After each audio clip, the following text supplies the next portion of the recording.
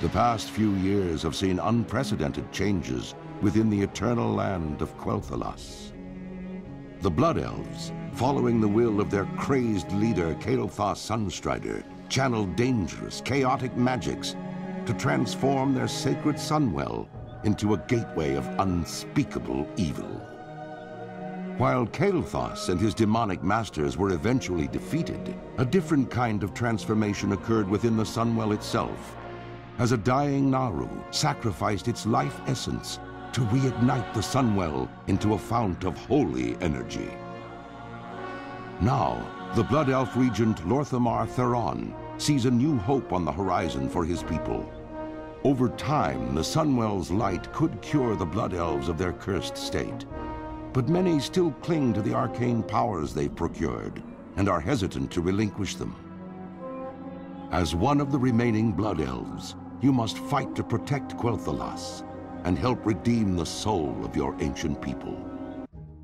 Hey, what's going on everyone? Nexius here, bringing you guys another lore video, and today we are going to be covering the story within Eversong Woods, the Blood Elf starting zone. So the story starts off in the Burning Crusade, so about a year or two, I believe. I think that's the timeline, about a year or two after Vanilla WoW, and on top of that, also about 5 or 6 years after the Third War, which is when Arthas actually attacks Quel'Thalas. So it's been many years since the Scourge invasion in Quel'Thalas, and we're just taking a look at what's been going on.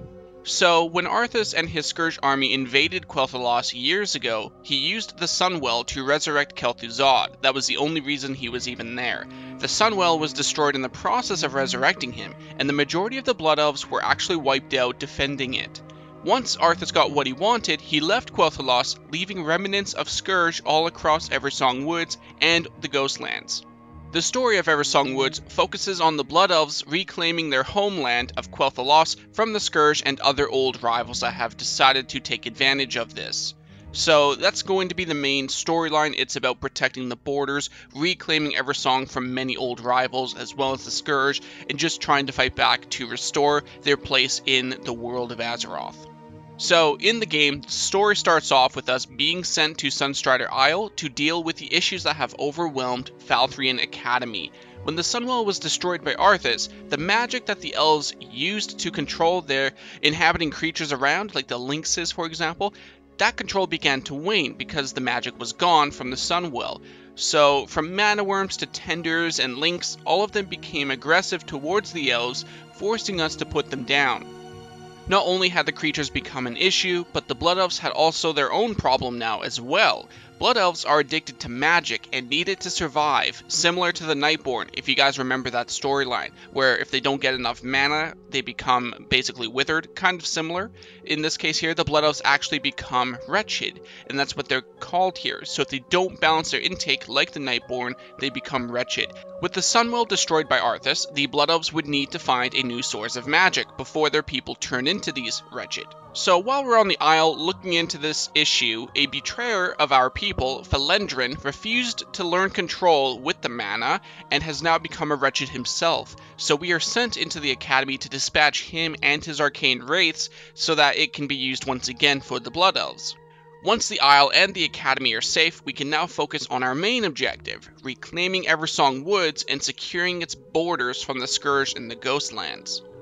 Our first task is to secure and fix the Western Arcane Sanctum. On our way there, we meet up with a Dwarven ambassador representing the Alliance. The Blood Elves were no longer a part of the Alliance after being forced out years ago, just after the Scourge invasion. Once we fast forward a few years from that, and now the Alliance is trying to bring them back into the Alliance again. Unfortunately, while investigating the Western Sanctum, we catch a few Night Elf spies in the area, gathering not only intelligence on us, but also the Sanctum. Now, while the Night Elves weren't directly responsible for the destruction of this Western Sanctum, spying is definitely not a good look for the Alliance when trying to bring the Blood Elves back. It shows that they don't trust the Blood Elves, regardless of their stance in trying to bring them in.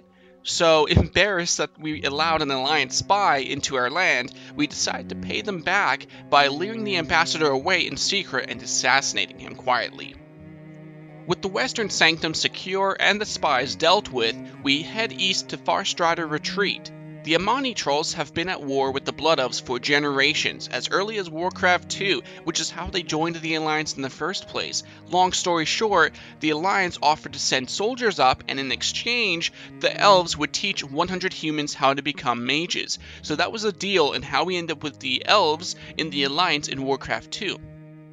It was all about the troll war. So they've been getting bold again lately, sending raid parties daily to harass the remaining elves. While we head to their villages to give them a little payback to stop these attacks, we also happen to run across a Darkspear prisoner.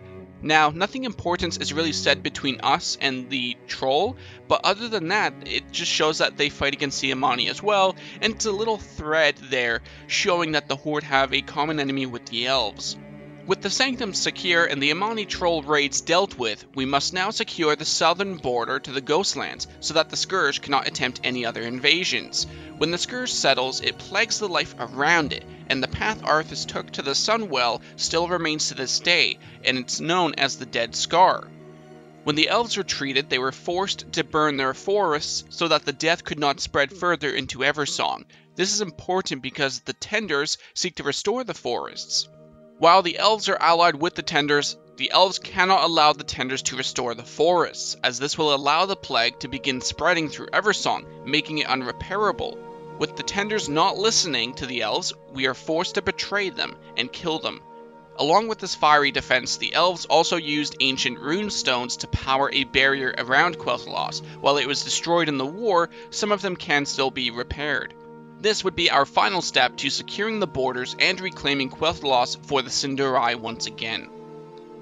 And that's essentially the story of Eversong Woods. It's been years since the Scourge invaded, and yet the damage is so severe still to this day that we must focus on immediate issues first, that being the side effects of the Sunwell's destruction, so the Blood Elves with their mana addiction, they need to find a new source. And then of course we also have the wildlife becoming more aggressive, we have the Amani trolls coming out of the forest to attack once again, and of course we have any possible Scourge invasions in the future, as we noticed from the Dead Scar. So overall, that's the general objective of Eversong Woods. It's about securing borders and pushing back old enemies as they try to take advantage of this situation and reclaiming more land. So overall, I do hope you guys enjoyed the story of Eversong Woods. Thanks as always for watching, and I'll see you next time.